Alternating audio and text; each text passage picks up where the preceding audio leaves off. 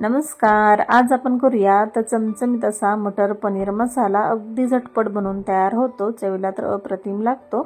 तर सुरुवातीला कढईमध्ये थोडंसं तेल गरम करून घ्यायचं। त्यामध्ये 3 टोमॅटो आणि 2 कांदे असं थोड्याशा मोठ्या साईजमध्ये कांदा आणि टोमॅटो कट करून घ्यायचं। ते तेलामध्ये टाकून घ्यायचं आणि वरून 4 ते 5 लसणाच्या पाकळ्या, थोडंसं आलं आणि 2 ते 3 हिरव्या मिरच्या आणि आवडीनुसार यामध्ये तुम्ही कच्चा मसाला टाकू शकता। तर इथे मी थोडंसं जिरं, लवंग, मिरी आणि थोडीशी दालचिनी टाकून घेतलेली आहे। मसाला तुम्ही कमी जास्त केला तरी चालेल आणि थोडंसं तेलामध्ये परतून घ्यायचं आहे। या पद्धतीने कांदा टोमॅटो छान असं तेलामध्ये परतून घ्यायचा आणि थोडंसं पाणी टाकून घ्यायचं आहे या पद्धतीने आणि मिक्स करून घ्यायचं। जास्त पाणी नाही टाकायचं, थोडंसं टाकायचं आणि 5 ते 6 काजू, तर पूर्णपणे ऑप्शनल आहे, आवडत असल्यास टाकू शकता, पण ग्रेव्हीला चव खूप छान येते। झाकण ठेवून 4 ते 5 मिनिटे एक वाफ काढून घ्यायची, त्यामुळे आपला मसाला छान असा शिजला जातो। आणि हे पाणी पूर्णपणे आटत आलेलं आहे आणि फुल गॅसवर पाणी पूर्णपणे आटवून घ्यायचं आहे। पाणी सुरुवातीला थोडंच टाकायचं आहे आणि आता फुल गॅस करूयात आणि छान असं एकजीव करून घेऊयात। आणि काय होतं, असं शिजून घेतल्यामुळे आपल्या ग्रेव्हीला चव खूप छान येते आणि ग्रेव्हीला आपल्या असा कच्चा वास येत नाही। तर 4 ते 5 मिनिटानंतर तुम्हाला दाखवते, पाणी पूर्णपणे आटलेलं आहे आणि आता हा मसाला पण काढून घेऊयात एका ताटामध्ये। पूर्ण मसाला काढून घ्यायचा। हे या पद्धतीने छान असं कांदा टोमॅटो शिजलं जातं आपलं अगदी मऊसूत।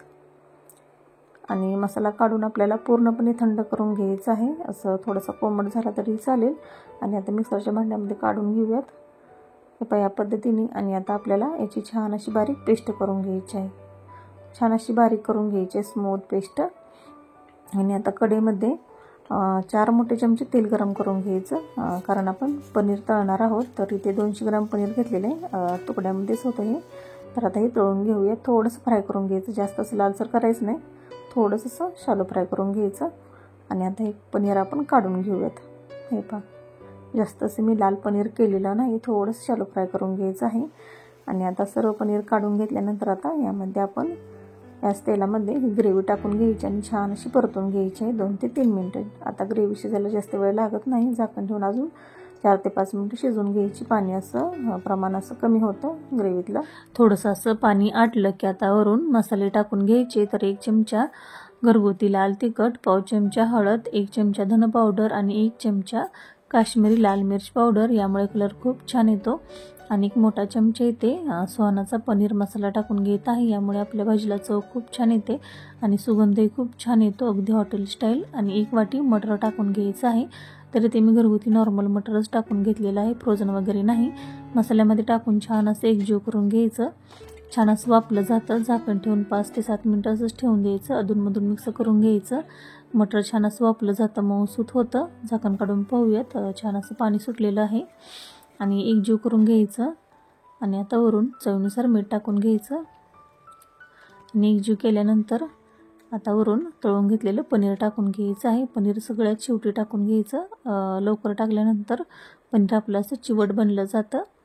तर सर्वात शेवटी असं पनीर टाकून घेतल्यानंतर आता एकजीव करून घ्यायचं आणि थोडंसं पाणी टाकून छान असं ग्रेव्ही आपली दाटसर करून घ्यायची आणि झाकण ठेवून 5 ते 7 मिनिटं बारीक गॅसवर एकजीव करून घ्यायचं आहे पनीर।